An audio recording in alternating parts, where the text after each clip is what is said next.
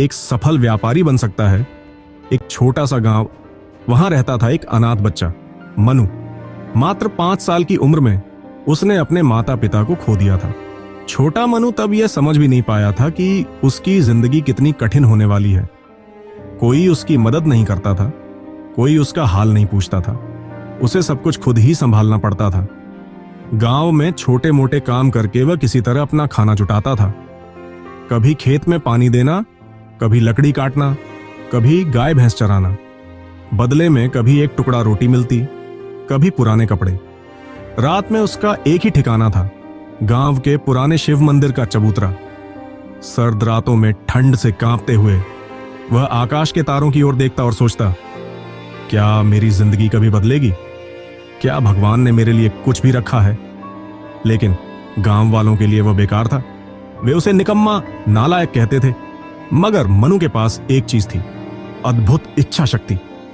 एक दिन यह सब सहन न कर पाने के बाद मनु ने फैसला कर लिया, अब मैं इस गांव में नहीं रहूंगा। अगर मैं यहीं रहा तो मेरी तकदीर कभी नहीं बदलेगी। रात के अंधेरे में वह चुपचाप गांव के छोटे से रेलवे स्टेशन पहुंच गया। जेब में एक पैसा भी नहीं था, लेकिन दिल में अनगिनत सपने। उसने स्टेशन पर खड़ी एक मालगाड़ी की ओर देखा और सोचा, शायद यही मेरी जिंदगी का नया रास्ता है। वह चुपचाप मालगाड़ी में चढ़ गया। ट्रेन चल पड़ी, एक अनजाने सफर की ओर। सुबह ट्रेन एक बड़े शहर में आकर रुकी। ऊंची ऊंची इमारतें, व्यस्त सड़कें, हजारों लोगों की भीड़। मगर इस भीड़ में भी मनु अकेला था। भूख से तड़पता हुआ वह स्टेशन के एक कोने में बैठ गया। कुछ देर बाद एक कुल्ली ने उसे देखा और पूछा, बेटा यहां क्यों बैठे हो? मनु ने अपनी जिंदगी की कहानी सुना दी। कुल्ली को उस पर दया आई, लेकिन उसने सच्चाई भी बता दी। इस शहर में बिना मेहनत के कोई कुछ नहीं देता। अगर जीना है तो मेहनत करनी होगी। मनु ने पूछा, लेकिन मैं क्या कर सकता हूं? मेरे पास तो कुछ भी नहीं है।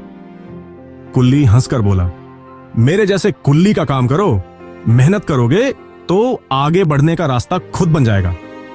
अगले दिन से मनु ने कुल्ली का काम शुरू कर दिया। दिन भर स्टेशन पर बैग उठाता, सामान ढोता, थोड़े पैसे कमाता। रात में प्लेटफॉर्म पर ही सो जाता।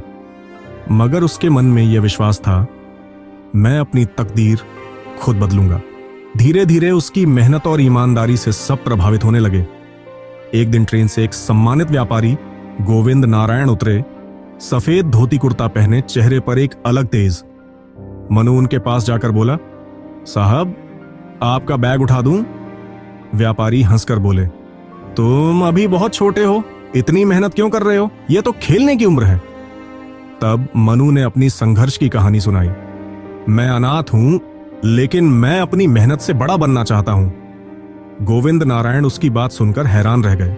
उन्होंने कहा, तुम्हारे जैसे मेहनती लड़के का भविष्य उज्जवल है।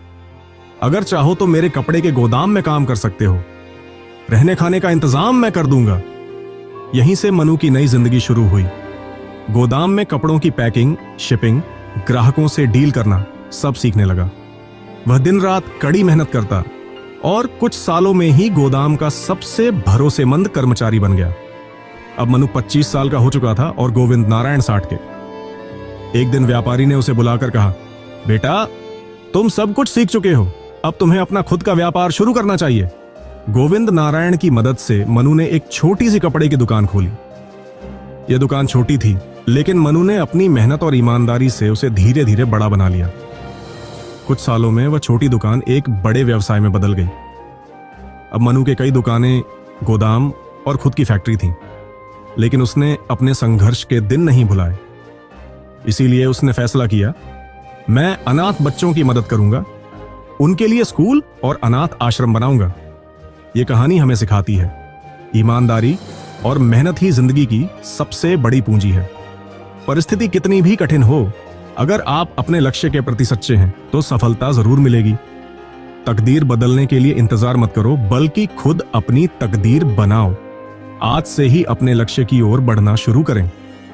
अगर यह कहानी आपको प्रेरित करती है तो लाइक, शेयर और चैनल सब्सक्राइब करना न भूलें।